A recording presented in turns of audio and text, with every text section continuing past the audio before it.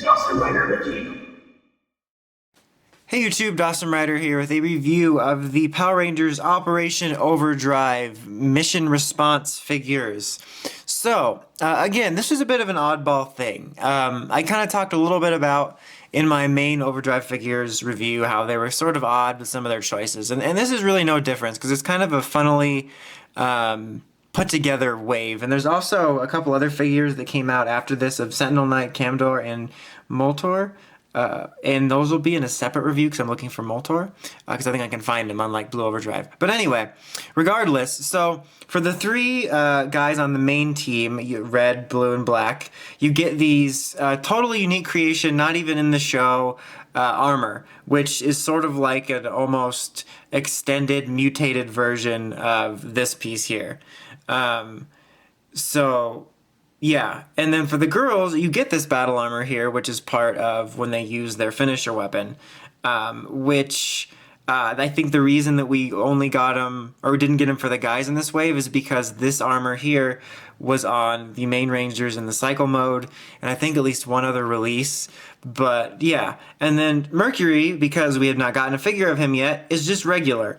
And if you can see, they all have these weird little things on their chests. It's part of the whole mission response thing. I believe it was like a truck or a playset or something. My memory's a little fuzzy, I apologize, but it worked with that to unlock things. It was this sort of gimmick at the time, and you could have it work with that. I personally never got it, but so there was that. So it's a bit of an odd wave. What I will say that I quite like about this is I like that they took the opportunity to give us figures of the girls with this armor mode, because it was just kind of nice to be able to complete the team even though they don't quite match. Like, they could have easily left them out or something, or given them the weird mode as well. It was just kind of, even though it made the line uneven and kind of funny, it kind of worked out in a way. But anyway, let's go ahead and go over them. They all came with sort of weird weapons. Blue's holding one of them. I have no idea where the rest of mine went. But it's basically more or less the same base mold as the other ones. So you have the same articulation as you usually would on these, which is pretty solid. They're actually using another mold. You can tell by the fact that they don't have the ball joints here, which is from...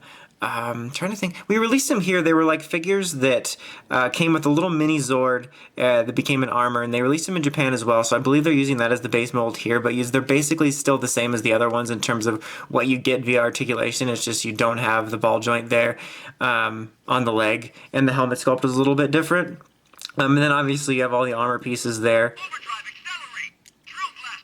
And it actually has a couple sounds. The girls don't have them. I think only my red and blue work, unfortunately. And they're honestly, he's not really showing it off right now, but they're not too far from what they sound like in the show. I think blue actually is pretty close. I'll get to him in a second. And it's funny because I believe in a previous review I talked about how it was one of the last times we got voice activation. I think it was like Lost Galaxy, and I totally forgot about these since most of them don't appear in the show.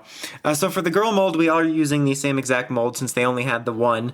The only difference being this armor here and then the little mission chip, so you do get the same articulation. It is a little bit hindered by her armor plates here. Those, as you saw, lifted up with a hinge. These do not, but everything else about them is the same exact articulation as the base Pink Ranger figure. Like I said, no noises or anything like that. She's basically the same, plus armor, and she works without weird little gimmick. And then for the third mold, here we have Mercury Ranger, who... I think he's like skinnier because they use the other mold for it, so he is a little bit skinnier than the other regular Overdrive figures, which makes it a little bit awkward, but I think he does look a little bit better. I actually quite like his figure. I think the helmet sculpt seems a smidge skinny for what it is, and obviously he's not as shiny as he is in the show, but the paint they use for it's actually pretty solid. The camera's picking it up pretty decently in terms of it almost gives off a little bit of a shine, which is nice. But you basically have the same articulation as I just showed with red. You just don't have an armor on him because he never had a regular figure release. So this is his regular figure release, and it's pretty solid. I would say that I actually preferred this figure mold. I actually picked up those transformable figures to have them stand alongside the girls and then later him, because I thought it was a much nicer, more slender mold. You still have the muscle there, but it's a little bit less accentuated, and just overall I thought a better figure in a lot of ways. And unfortunately his sound doesn't work, so I apologize about that. Alright, so here's yellow. Again, same figure, just with this armor. And Black Ranger with his uniquely weird armor. There's definitely some unique things from this era in PR. There was a couple of very odd releases during the Overdrive line as well, in between the main figures in this one, and then like RPM had those skateboard ones and stuff. It's funny looking back at some of that stuff.